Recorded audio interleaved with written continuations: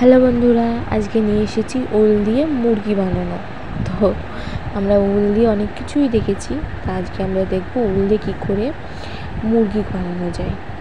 তো দেখো, প্রথমে কি কুরুশ দিয়ে এভাবে সেলাই করে নিল, এভাবে বুনে নিল। তো দুটি এভাবে বুনে নিয়ে এভাবে মুড়ে দেওয়া হলো। প্রথমে মানে মুরগির মুন্ডু করা হচ্ছে।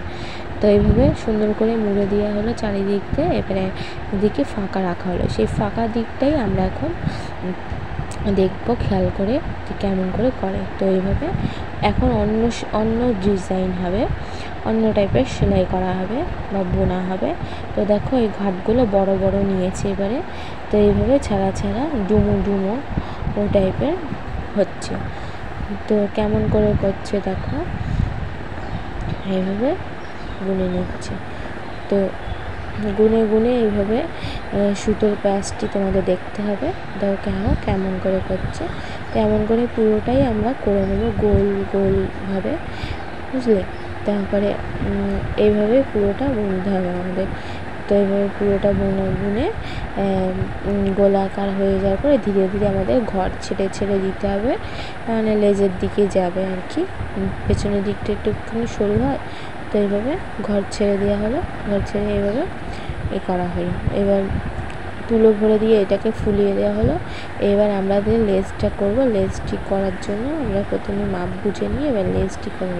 লেজের ওখানে আমরা 3টে ঘর বুনলেই হয়ে যাবে, 2টো পরপর, একটা উপরের দিকে দিলেই হয়ে যায়।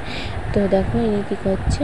তো ইনি এইভাবে ওই সেমভাবেই ওখানে করে নিচ্ছে। তো এই দেখো সেমভাবে করে নিল, 2টো ঘর বুনে নিল। তো এবার সুন্দর একটি লেজ হয়ে গেছে। তো আমরা এবার দেখতে পাচ্ছি মুরগিটি মুখ করবে আর কি, ঠোঁট করবে।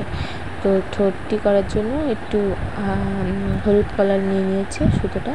তো যেভাবে বোনে ওইভাবে বুনে নিল। তো এইভাবে বোনার পর এবার আমরা দেখতে পাচ্ছি সুতোটাকে ভেতরে ঢুকিয়ে দিল আর সুন্দরভাবে পরিষ্কার করে দিল। এবার লাল কালার উল নিয়ে আসা হয়েছে, মানে ঝুঁটি করবে, মুরগির ঝুঁটি।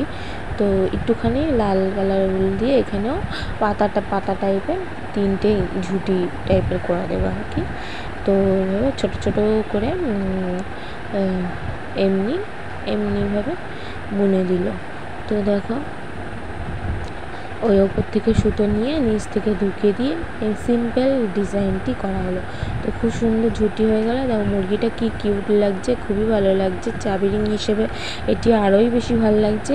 এটা ঘর সাজানোর দিকেও খুবই সুন্দর একটি জিনিস। তো তোমাদের কেমন লাগলো?